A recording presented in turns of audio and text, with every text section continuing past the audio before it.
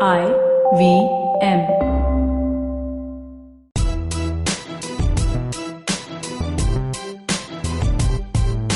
Hi, I'm Zarina Poonawalla, a life coach, a business mentor, and a motivational speaker. I tackle the challenges that come with varied work cultures, and I try to give out some cheat codes for loving your job in the second season of the Empowering series with me, Zarina. This show will feature live sessions with me and a participant, most likely to be an entrepreneur, a startup founder, an employee, a recruiter, or just about anyone who strives to love their job and looks forward to bringing in a positive shift at their workplace. On today's episode of the Empowering series, I am extremely emotional and overjoyed at the same time. And most of you may ask why. Because, well, I'm in conversation with a very special woman. She's an ICF Indian chapter member. She's a life coach. She's done her PCC and she's an NLP coach as well. The reason why this episode is so special to me is because this woman has been my faculty and taught me marketing in my earlier years. And it was one of the best experiences of my life. So I have learnt a lot from her. I'd love to welcome wholeheartedly Priya Sharma Shaikh. Hello, Priya ma'am. Hi, Zarina. Welcome. Such a pleasure. Such a pleasure to have you. Welcome to the show. I really am telling you that this one is special for me because sitting across, having a chat with you. So, usually it's very easy for me to address people by their name, but I won't be able to do that on this episode because I'm talking to my professor, my guru. Oh, please. So, it's a bit hard, But it's amazing to have you here. And I'm really, really happy that you're part of the Empowering series with me and having this conversation. So thank you so much for being here today. It's my pleasure. Let's talk about your journey and, your inspirational journey. So like I mentioned that you have been in the marketing space earlier, many, many years ago when probably I was studying. I had the chance to learn under you.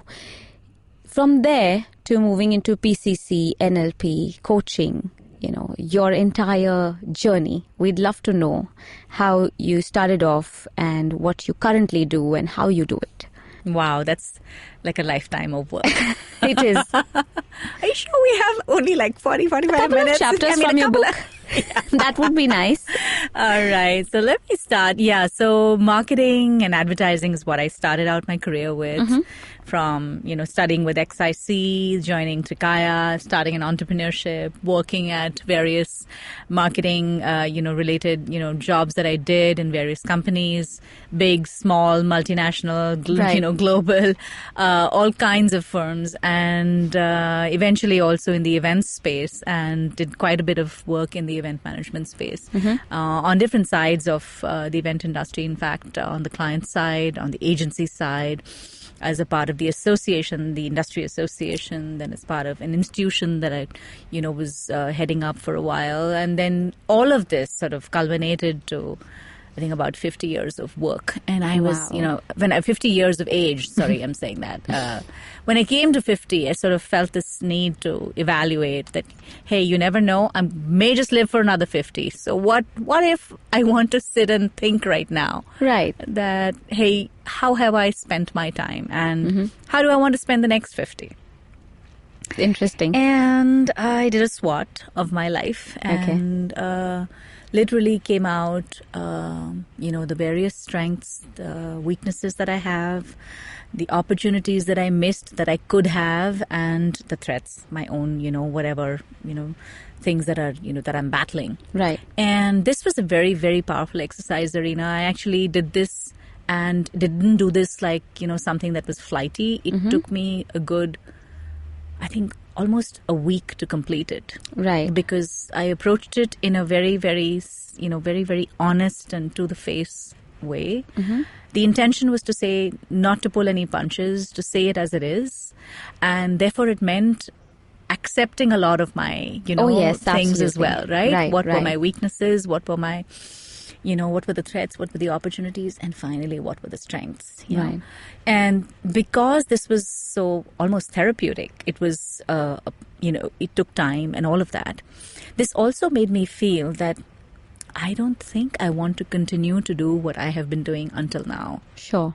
And so, but all of this cannot be for waste. And so therefore, what is it that I can do using using from that experience of all these, 30 plus years to be able to give back to the world something? And what were those things that could be?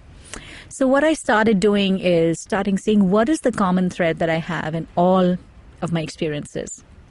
So the first thing that comes dearly to my mind was that people.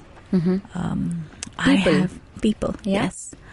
And all kinds of people. And in fact, Zarina, it's really interesting. As a child, whenever, you test pens, you in the scratchbooks at, these stationery stores, I would always write all the people. For some reason, I don't know. You would write all the people. I always wrote all the people to test out a pen. Okay. And it's very strange, right? That suddenly, you have a situation that comes up to me as a strength that people has always been my biggest strength in all of my work experiences.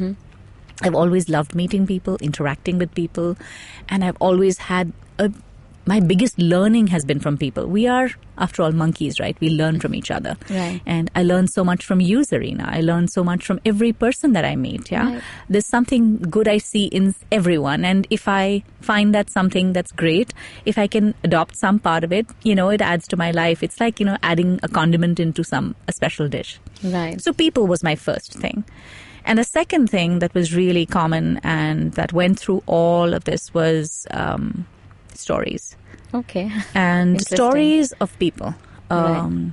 What about those people really made me feel, sort of connected to them was their stories and what their stories had to share, what they went through, what their experiences had, whether they were the wins or the losses, the joys, the sorrows, whatever they be, just the stories made me feel so connected.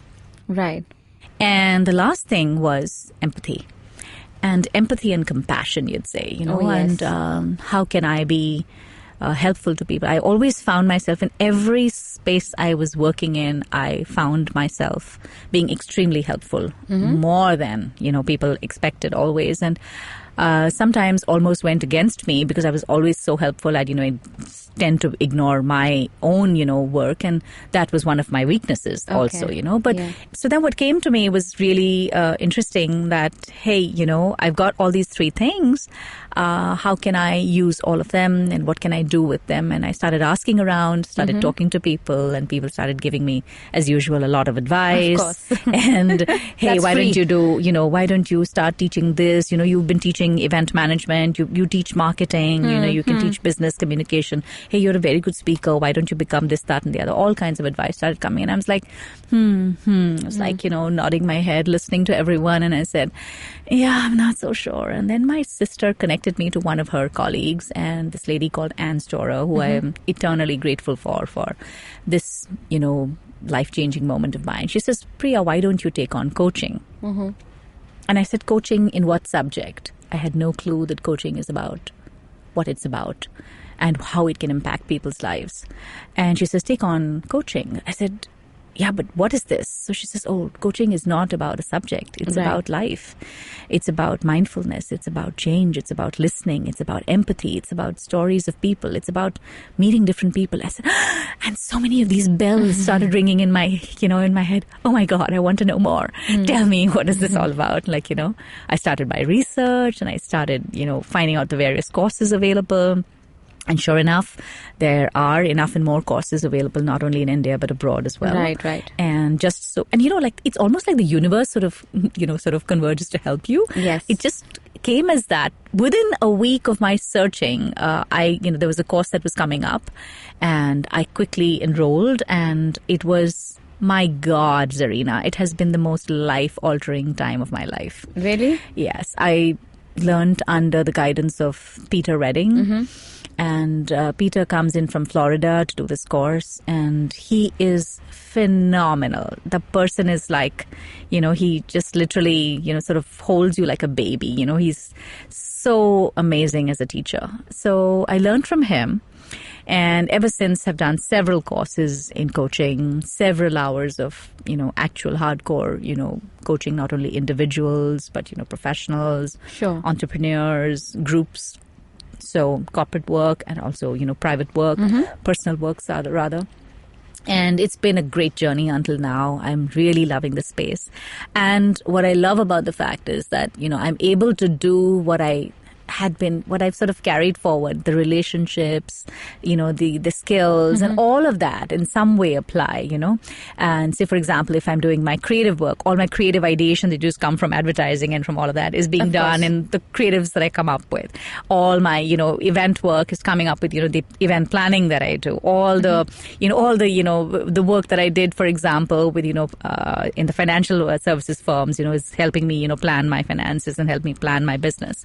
It's amazing how everything sort of works out. It's like, finally the puzzle sort of fits in. All the pieces are in place. Right. So yeah, that's where I am. I started my own company, started, doing, coaching, professionally. The business is doing well. I'm really happy to be today a professionally certified coach by the International Coach Federation. I'm also a neurolinguistic programming practitioner, plus I am an Enneagram practitioner. Really in a happy space, Zarina. You do Enneagrams as well? Yes.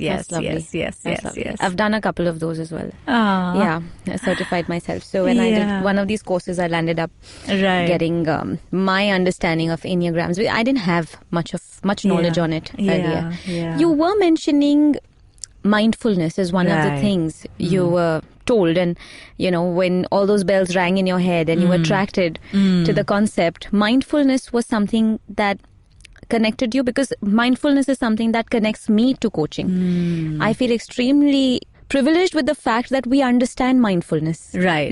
And that we can explain it to people. So what is your take on that, Priya ma'am? So mindfulness, according to me, is I think it's a practiced skill, Zarina. Yes. Absolutely. It doesn't come as easy as we would like it to, because our mind plays all kinds of games, in our, with us as we go along. Our heart is always true and honest, we have over time, over life, as life progresses, we sort of stop listening to our heart as much. We're listening more to our mind. Sure. And therefore, this whole thing becomes, a mind game more than, a heart game. And really speaking, if we can just purely love and be more mindful, instead of being more mindful, being heartful, and this whole heartfulness process is something that I think the world needs. So coaching also taught me that, because when you're coaching someone, you're actually also just loving the person across the table, sitting there and going through whatever life's, journey that they're going through. Just being able to love the person for what he or she is and trusting the person. So mindfulness is, like I said, because it's a practiced skill, I come from a place where, before mindfulness, I also work on heartfulness. And I remind myself, hey, mindfulness is listening to the heart, for me. So listen to your heart. What is your heart saying? How can you be nice and loving to this person and make them feel that, yes, they are loved and cared for, that they can do change, that they can make change happen for themselves. Right. So for me, this is really, really important. And I love the process of that. And it's not something, like I said, it's not something that's come very easy. Because your mind takes over. Of course. It's a smart one. It does, it's like, cut this, sappy stuff out, stop being emotional, stop being, and the heart is not about only emotions. It's also about pure love. It's about, just going with, saying, hey, how lovely, are you? And how much can you bring change into the world if you choose to do so? Right. Is trusting you, right? So, yeah, mindfulness starts with, in my opinion, heartfulness. Wow. And how would you define, how should one practice heartfulness then? I would like to suggest here that, it's heartfulness is, okay, so what I do is, this is again a story that I usually share with people. So as a child, not me as a child, one had a lot of, dolls and things like that. Right. And obviously one grows up loving those dolls, and then finally you say, all right, I'm big now. I don't need these dolls. They're not mine anymore and things like that. And when I became a mother, my children, when I would, tell them stories, my daughter Roshni and Ronak, every night when I put them to sleep, they would obviously have their, moments of interaction with the world. Right. And, they would come back and say, Mama, this is what happened today. And you know what he said? And you know what she said? And this happened and that happened. And I would start off by telling them stories of, two characters that I created called Annie and Fana. Okay. Annie and Fana. Yeah. All right. Interesting. Annie and Fana were two people that I created. And every evening, I would tell them a story about Annie and Fana. And invariably, the storyline would go around the kind of situation that their lives had been through in that particular day. Right. And through Annie Fana's story, they would come through with, answers for themselves or how to address what they were going through. So I never really told them, but indirectly through the story, they got the answers and say, maybe like Fana, I could also do this, my son would say. And, my daughter would say, yeah, I like the way Annie did that, and, they would find. So I think how I practice heartfulness is just listening to the heart. Life is really actually very simple. I usually, before making any decision, I usually just, touch my heart and just close my eyes and what's my heart saying? Okay. And, do I want to do this or not? And if my heart says yes, I go with it. And my mind will find a way to follow this heart, but if my heart should believe that there is something that's going to work in whatever I'm deciding to do. Yeah, so that's how I do it. So how about people who probably have a lack of belief when it comes to their heart? They're more the mind people.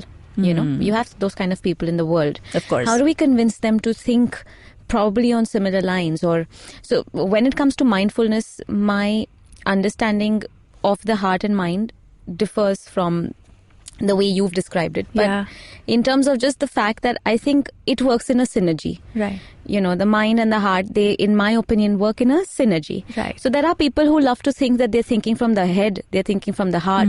But we're thinking, if you can think from your soul, that's all of you. That's all of you. So if you can think from your soul, maybe whatever you're finding so difficult, so challenging, becomes easier. Maybe you find ways. Then maybe your heart finds you the way or your mind finds you the way. But how about when a person, you come across people, I'm pretty sure with clients, you come across such where they are like, no, I'm not very sensitive or I can't think like this and I only think from my head. Right. Then how do you get them to follow heartfulness? Okay. So it's not for me to ask them to follow heartfulness. If there is, so what we usually or work suggest with. rather, Yeah. So why not try it? So that's not something that I do as a coach. I am not here to suggest. I'm here to say, hey, so what do you want to achieve? If you want to go, say, for example, if you say something that you want to, achieve, say, a business goal. Right. So what have you done? What are the things that, your team has suggested? Or what all have you been doing until now? And how have you approached it, and what stops you from doing other stuff, and what are the things that come in your way, or questions like that may help them sort of arrive at. So suggesting is something I don't do as a coach, that hey, why don't you listen to your heart? That's something that will not take him in or her in the direction that he or she would want to go. No, I'm talking about, when we're talking about mindfulness, the mere definition of it is taking out a couple of moments for meditation or clearing your thoughts. If I'm looking at it from that perspective, then it works as a tool. As coaches, it works as a tool when you're kind of suggesting that to a client. So from that perspective, how do you put that across? Like when you're asking them to think from their heart, mind, or however it may work for that particular person. How do you get them to practice, or how do you get them to probably try out a tool like that? So what we do is we have I do a really beautiful self-discovery exercise that I do with them. Wonderful. And this self-discovery helps people arrive at what is their life's blueprint. Correct. And, whenever they're trying to make life decisions, they're able to go back to that blueprint and say, this is me. What out of this in me can I use, to help, me achieve this goal? Right. What can I do? And a lot of the, like you said, the soulfulness that you said, instead of mindfulness or heartfulness or soulfulness, for me, because the soul is something that I can't feel or sense or see, The heart I know is there. It's here within me, right? I know there is an energy within me like it is in you. Like there is an energy flowing in this room right now as we speak. Right. And each of us is going through a certain amount of, experience as I'm speaking, and what you're thinking, and what is being said, what people who will be listening to us, etc. Right. Yeah, this energy is something that continues, and if I'm able to make a connection, people will listen in, and people will want to practice, and people will want to take it further. Sure. So what I usually do is help. We usually start our coaching sessions with just a 2 minutes or a minute's, just, close your eyes and a couple of deep breaths. Wonderful. And just feeling the sense of, presence. What am I feeling? How can I bring presence into this moment? How can I declutter? How can I put away all the other things that could perhaps distract me from, moving ahead in my journey, whatever that be. So when we get into a coaching journey, it's a process. It's not something that happens, like I sit across and I come up with a quick solution, right? So it takes time. So if I have set a goal for myself, what am I going to do in today's session? How am I going to achieve it? And so therefore getting you prepared for that, just that whole sense of saying that, what are you feeling today? So usually start my coaching sessions with, what's new and exciting in your life? Right. What's happening? How are you? Positive thoughts. All the lovely positive thoughts. Oh, you're looking so amazing. Oh, right. It's great to talk to you. People love. People love it to be loved. Yes. Right? Yes. And I have yet to come across somebody who will say that, love's not for me. It's a rare thing that you will find that, people will run away from love. And if that's the case, unfortunately, with some people, then maybe they need some help. And that's not something that I'm not, proficient enough to provide that.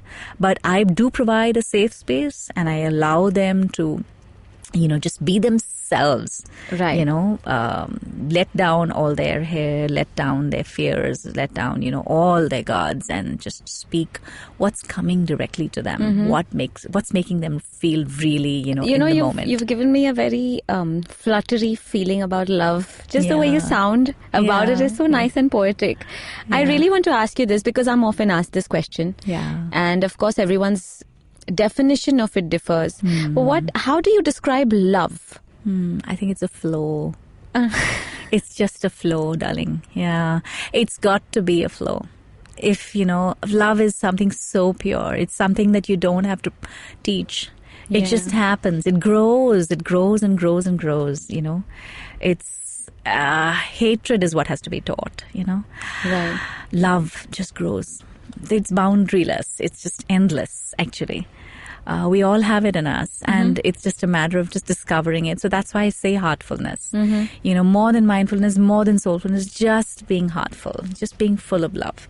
Right. Can I look at everyone with love? Even the person who's harmed me, even the person who's been mean to me, even the person who's, been really tough. What am I?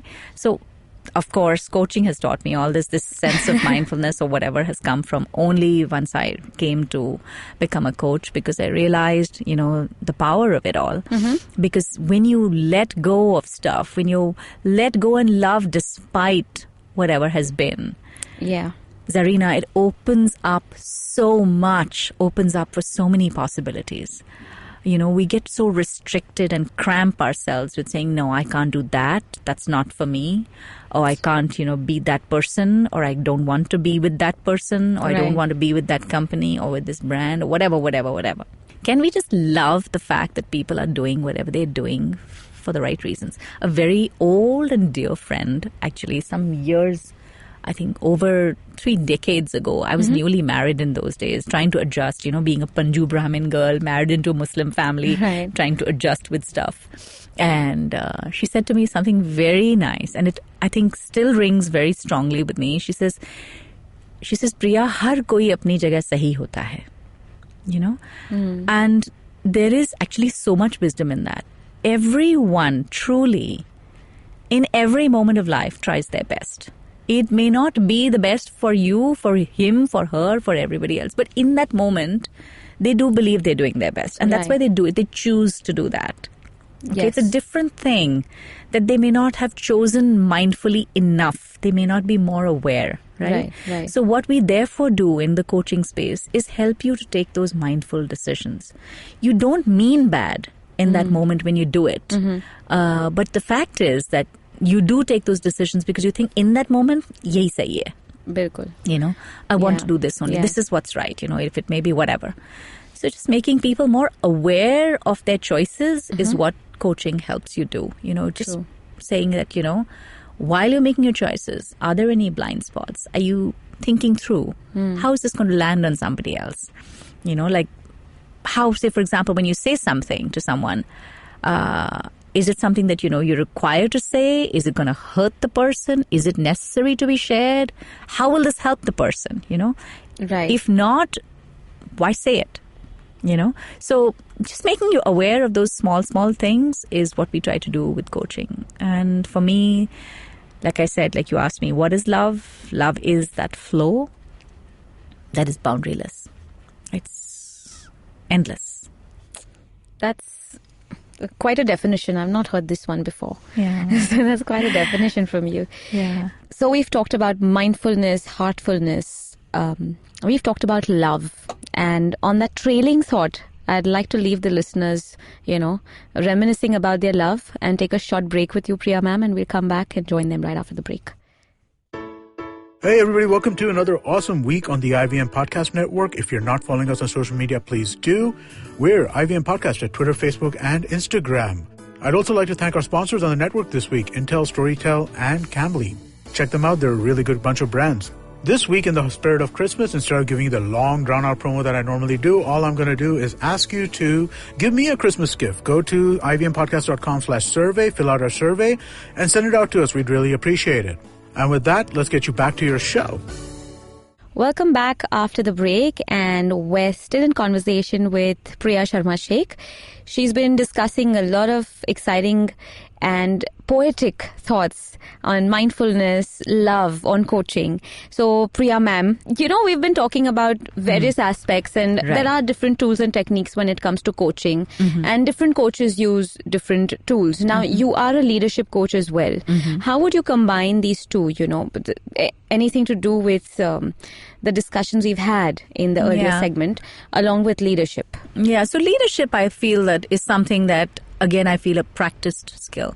Yes. It's not something that you just, there are natural leaders, who'll come in, you in a group of kids, one person takes charge. And, you sort of, follow that person and it automatically happens. And yet, if you look at leadership in a role that is, say a corporate role or say in a home or in society or say in a country, what is it that makes successful leaders, right? I really feel a successful leader is one who is willing to empower his or her team. Yeah. And when you empower the team with that trust, right? With that sense of belief that, yes, you're going to be able to add value and not then look over their shoulders, automatically leadership takes form in the sense you're willing to let people grow. And when they grow, you automatically grow too. Right? So leadership is a sense of freedom, freedom from insecurity. You don't want to feel for a moment that, you are, I am threatened because what if this person goes beyond me? What if she's as good as me? What if, the management notices that she or he is even better? I've always believed in that, Zarina, that wherever I've gone, in fact, people remember me for that as well, that Priya, it's because of you I was able to build my career. It's because of you that I could, move to the next level. I never thought I could do this. Thanks so much. You've been so inspirational. And that's what came out actually in my SWOT analysis when I did that, so many people thank me for what I've done. So what is it that I was doing right? Yes, what came through was that I was empowering people. I believed in them, So if there was a weakness, I said, all right, let's put this weakness aside, but let's see what the strengths you have. Let's build on that strength and use that to the benefit of the team. So that's what it is. So just to backtrack a little bit and say so what makes a good leader, if I were to ask? Just a leader who is aware of him or herself. What are the choices I'm making? How am I being mindful in my approach towards not only the way I'm communicating, the way I'm, say, taking decisions? Am I, keeping in mind that how this is going to land with people? Am I also keeping in mind that if this is something that's going to land in a negative way, then what is the repair that I could be having? Right. How am I being, just aware of everything that I'm speaking, thinking, doing? And leadership is something that for me, especially in the leadership coaching piece that we do, everything starts with the self-discovery, saying that, if I am aware of myself, if I know my life purpose, and if I'm in alignment with that life purpose, automatically everything falls into place. Because if I'm out of line, because if there is this part of me that is not in line with what I'm feeling inside. So if I'm feeling a certain feeling inside, but I'm showing something else outside, there is no congruency. I'm not being the whole person that I need to be. I need to be the same person. I need to be one, or this united person, right?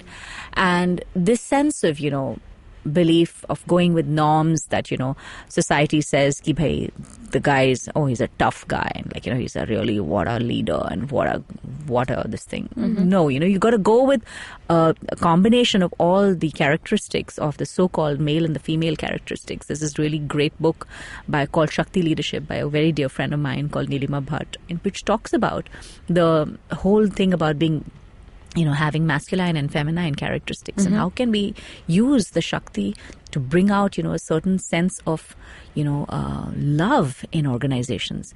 Can we actually have love with people and not make them feel that, they don't belong, or they are lesser, or I'm the leader, so you listen to me, or, you don't know, I know, or I'm the one. So this whole narcissistic approach that exists in so many organizations is a really sad scene. And therefore, I feel the more we can reach out to people and teach them this self-awareness, Just this morning, I was in a talk with my husband, and he said, so what if there's a really successful business person and, he's done his business company, he's done really well.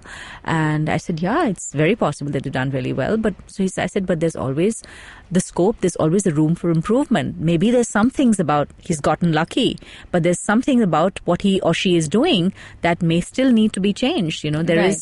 There is a whole circle of life that we have. What all is important in our circle of life? Our family, our fitness, our spirituality. It is our partner, finance, whatever the combination that works for each person. How are we managing all of that? How are we being mindful to having this balanced life? Because life is passing us by with every minute, Zarina. We are not sitting around. It's not waiting for us. Ki nahi, Priya bhi kuch kaam serious kar rahi hai, so let's pause for her. No, it's going by. So therefore, how are we utilizing our time mindfully enough so that everyone benefits? Yes, because when you mention this about leaders and, maybe somebody being extremely successful, there's one thing that is very clear in our world. There are plenty ways to be successful. Whether you do it morally, immorally, ethically, unethically, with a lot of good principles and values or none. Yeah. There are plenty ways to be successful, but there's only one way to fail, is to give up on yourself. And you don't even try. That you don't even try. Yeah. And I guess when you do that, it changes the way your team looks at you. And the way you're functioning. And since you mentioned the corporate sector, or in general, when we work with MNCs, SMEs, you see, the thing is, I think, Priya ma'am, we have been trained to think that if you are a leader, you've got to be strict. You've got to be this way. These are the things you must do. Only then will your people follow you. So as children also, in a way, we were made to fear our parents or our elders instead of respect them. So whenever it's come to designation, titles, or age, fear comes before respect. Right. I guess that's what drives people to work according to society norms. That's what you mentioned about society norms. I guess if you kind of minus that fear, keep respect mutual, and understand that you cannot have this not my circus, not my monkey business when it comes to work and leadership. You will have to take charge and kind of the self-reflection and introspection you were talking about. Yeah. So, I mean, it's a deep space. It's a great space, Zarina. Isn't it? And, when you discover it with people and they suddenly become aware of what their space is, the depths that they have. And from there, when that whole self-discovery piece that I do, True. and then from there, what emerges is their whole, they go to the depths that they've chosen not to go to. Correct. And that comes up, and that is what becomes the reason why they are being the way they are being. Right. And just that awareness is it's almost like an effervescent, feeling that they, Yes. oh my God. Like, what happened? What just happened here? What just happened to me, yeah. Just becoming, that's what I said, that's just becoming aware of the choices we are making or the choices we have made and, the choices that we want to make in the future. So just being able to think through before making decisions is what true leadership is, and helping people to do so too. What I want to tell the listeners this, that there was a time where, at least when it comes to the country, we're seeing training, coaching, this kind of transformation and transition, and a sudden boom in the industry. Yes. Now. Yes. It's something that has been happening for ages in the West. I'm so, I feel really happy about and fortunate about the fact that there are people out there who want to make change with their life, who want that help, who want to see what's wrong with them and want to figure it out. Because it's very easy for people to, camouflage their thoughts, their Absolutely. weaknesses, and move on with life as it is, like you said, every passing minute. So the fact that people are taking the effort is what makes coaching successful. Absolutely. And in fact, this brings to light one of my clients that I was, working with. And she was this young girl who, amazing, she's, so full of, ideas and a really creative person. But sort of soulfully very unhappy, not feeling the sense of, not feeling the sense of flight, of sense of freedom, of sense of, a free-spiritedness. And she came to me and she said, listen, I want to. So the first thing that I usually say to most, to all, in fact, my coaches is, thank you for taking the courage of having the courage to bring change. Thank you for just sensing that I want to change things. Very few people are even aware of this or don't even acknowledge कि हाँ मेरे में कमी है, or I want to bring some change in certain aspects of my life.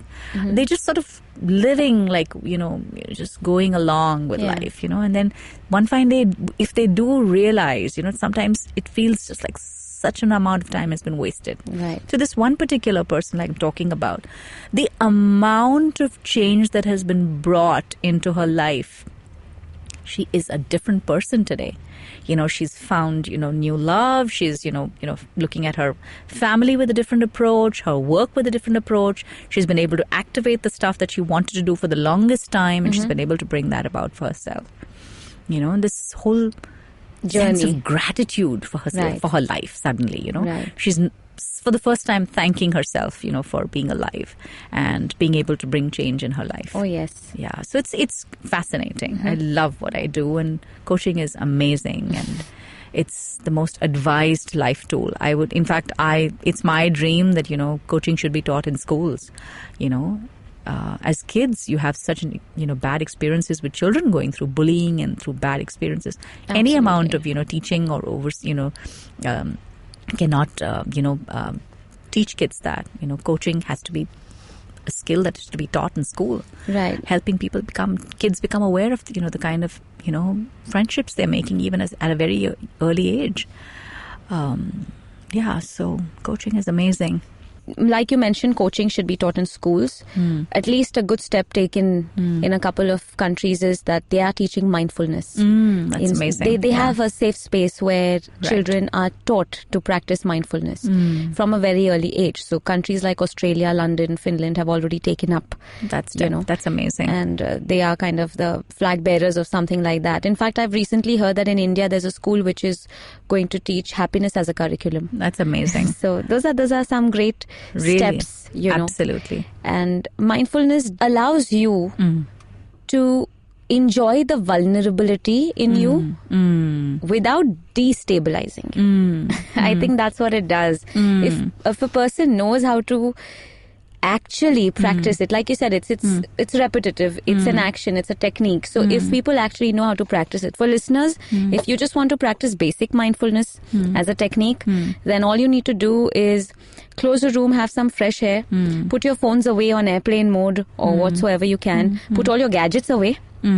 right, and just sit, take a few deep breaths, relax, give yourself just a minute or two, because it is very hard. It's very easy to trail off. And when you do that in the beginning, you feel, this isn't for me, I don't want to do this. Yeah. So maybe just 2-3 minutes of just trying to keep yourself calm and composed. Yeah. Actually, deep breaths work beautifully for, just becoming present, you know. Just like, you're just a simple, closing your eyes, taking a deep breath.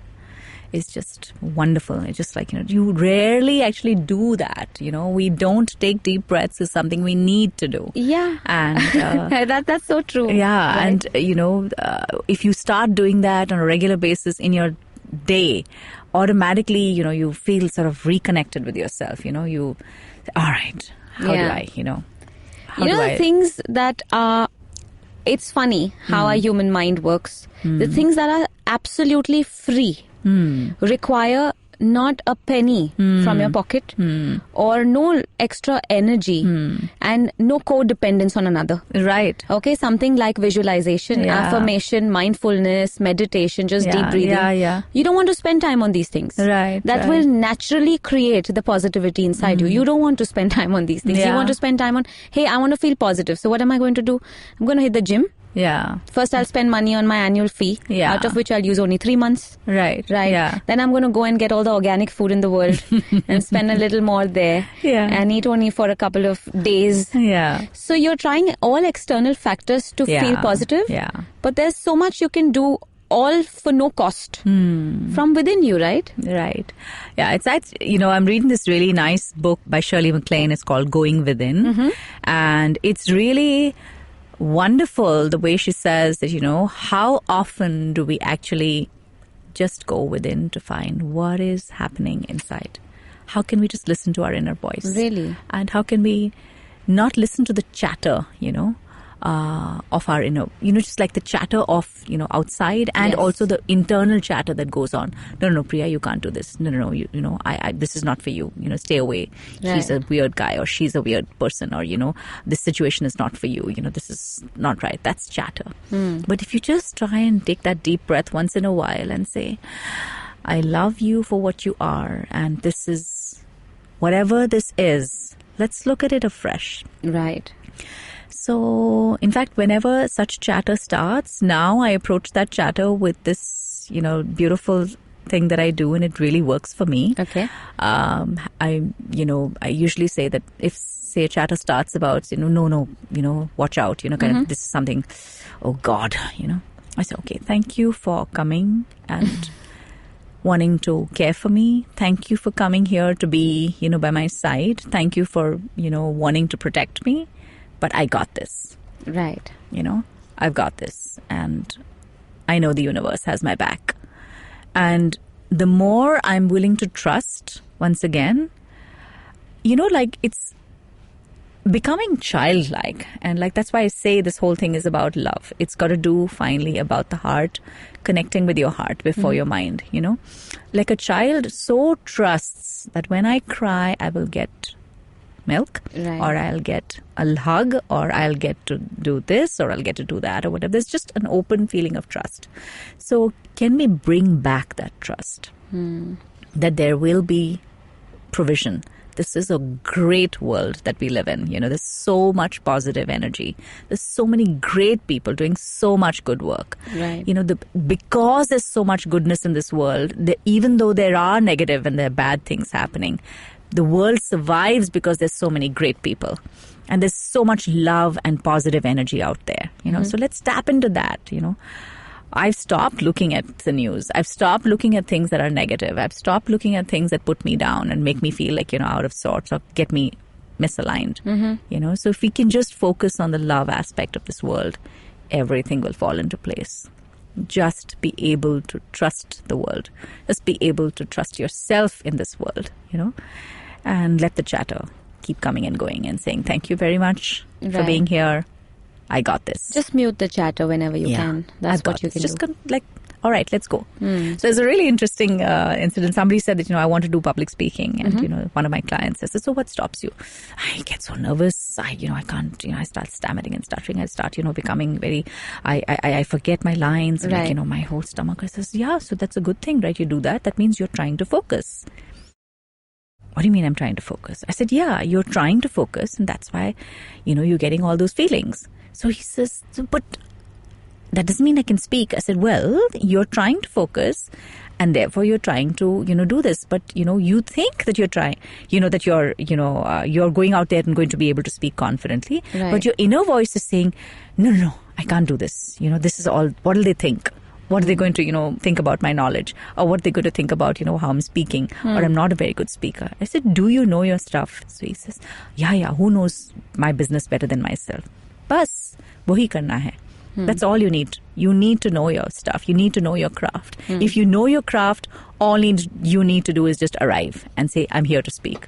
Nobody is there to listen to your accent. Nobody is there to listen to your style. They just want content from you at the end of the day. Correct. Just land up to say your piece, and that's all you need to do. Show up and deliver. That's it.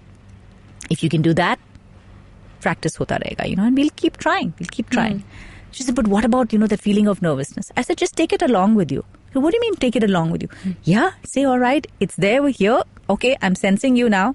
Let's go and do this, crack this speech together. That person has become such a good speaker today. Of course it's taken practice. Of course it's done a lot of, we did a lot of, practice recordings. We've done a lot of that. But finally, he is such a good speaker today. And that's a win for him, right? He was able to make that change. So chatter is there.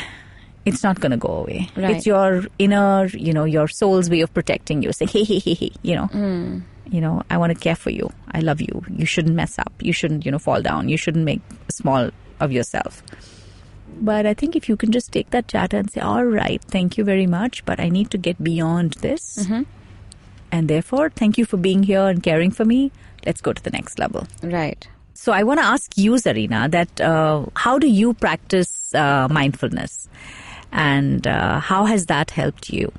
When I started coaching, when I got into trainings, in fact, I started mindfulness without knowing it's mindfulness. Right. When you're much younger, you don't have the knowledge of things, but you kind of can comprehend what works for you and what doesn't. So there was a certain time in life when the mind is chaotic. Yes. You're kind of figuring yourself out. Yeah. And you don't have answers to a lot of questions. Right. So that's the time when I decided that in a day, I'm going to spend 2 minutes with myself, disconnected from everything. And that usually is the first part of my day. So I practice mindfulness in the morning every single day. Every single day. So there are things I tell myself. If I can't get myself to meditate, I visualize. If I can't get myself to visualize, if I'm too tired or, I have a long day ahead of me, I affirmate that it's going to be a brilliant day. Today money is being printed for me. Today there's love out there for me. I'm going to give a lot of love, or I'm going to share whatever I have. So yeah, I guess it's just something like you said, Priya ma'am, you said that it's a practice. So over a period of time, I've kind of practiced the art, and it is important in coaching because, you have to practice what you preach. So it is important to go through the process that you can take your client through. Right. Only then can you work hip to hip with them. So keeping that in mind, everything that I've done in terms of using mindfulness, it has helped me to focus better. It has helped me to kind of, regroup my positive thoughts. And it's helped me to, conduct cognitive reframing in my own head of who I am, what I want to achieve. Am I in the right direction or not? So it kind of helps, that it helps you to kind of, the cognitive reframing, that's the word I would use. Mindfulness helps you to do that quite effectively. So that's how it's helped me. That's fantastic. Yes. Fantastic. And that brings me to my last segment. Yes. And although this is great and I wouldn't want to end it so soon, but here we are. Yeah. So what is it that empowers you, Priya ma'am? you're such a poetic and such a... there's something so beautiful, and the aura about your personality is so nice and positive. So I'm pretty sure there's something that empowers you to be able to give that aura out. So I think what empowers me, so because I have so much, like I say, love inside of me, if I see love outside, and if I get that connection because of that love, I feel empowered, Wow. Honestly, Zarina, it's simple as that. The moment you make a connection with somebody, whoever it be, maybe a family, maybe society, maybe any aspect. Right. It could be a vendor. It could be, somebody who's selling vegetables on the corner of the street. There's something we connect with, something that connects you with that person.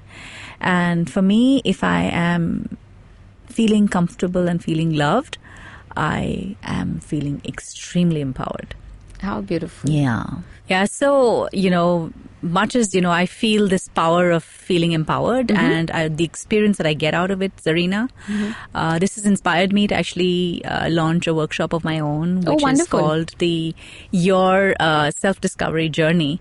And I really want as many people to experience this. This is going to be in the 31st of January in Mumbai. That's lovely. And yeah, it's a one-day program, and it takes you through a discovery of yourself and just becoming more aware of who you are. It's on the 31st of January 2020. And so my empowerment of this self-love, or this feeling of feeling safe in my own space and being safe in my own being has inspired me so much that I have decided to launch this workshop. It is on the 31st of January in Mumbai, and I get as many people as possible to attend. I would love for as many people. I would like actually business leaders to come and attend, because change begins from the top.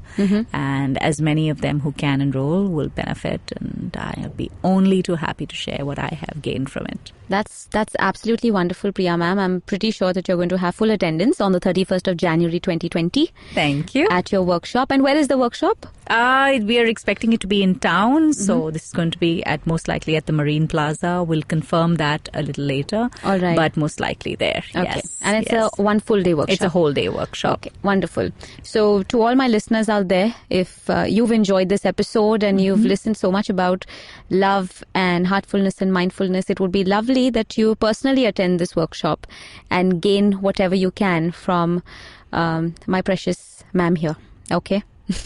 I absolutely love the way you've defined love. Yeah. I've not had that kind of a conversation with anybody. And although it sounds slightly superlative, not superficial, superlative in a way, it's very intense.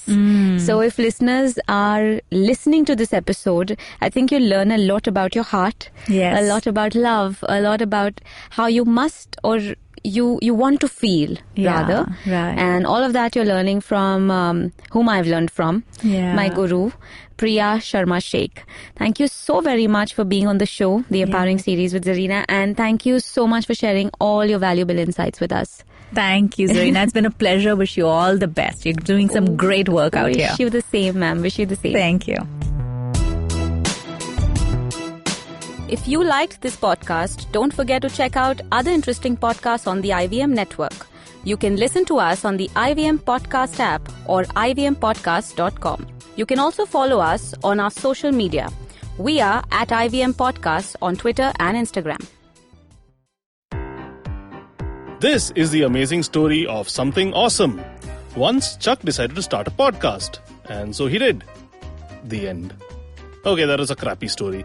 But I've got some really cool stories over at my new show, The Origin of Things.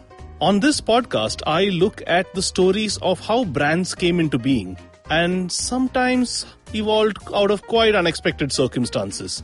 And to make it really fun, I reveal the name of the brand and sometimes a category only at the very end. The show is 5 to 7 minutes per episode and perfect for trivia junkies and brand nerds, especially those with short attention spans. New episodes out every Wednesday on IVM Podcasts app or website, or any podcast app or site that you happen to prefer. End of story. They lived happily ever after.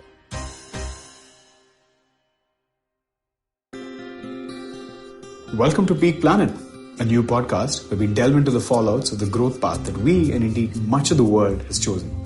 Sustainable growth is the buzzword, Until we nail that down, we need to ensure that we keep our population healthy and also have the resources for our increasingly urban lifestyles. I'm Karthik Ganesan, a researcher at the Council on Energy, Environment and Water, a Delhi-based policy research institute where for almost a decade we've been trying to explain and change the use, reuse and misuse of our resources. In the first season of Peak Planet, we take up air pollution, public enemy number one and an invisible one at that. Increasingly, the most important risk factor for adverse health outcomes, air pollution has become the most unwanted byproduct for an aggressively growing economy. Over 4 episodes, we find out how prepared our systems are to deal with this crisis. You can catch the entire first season of Peak Planet out now on the IVM Podcasts app or website, or wherever you get your podcast from.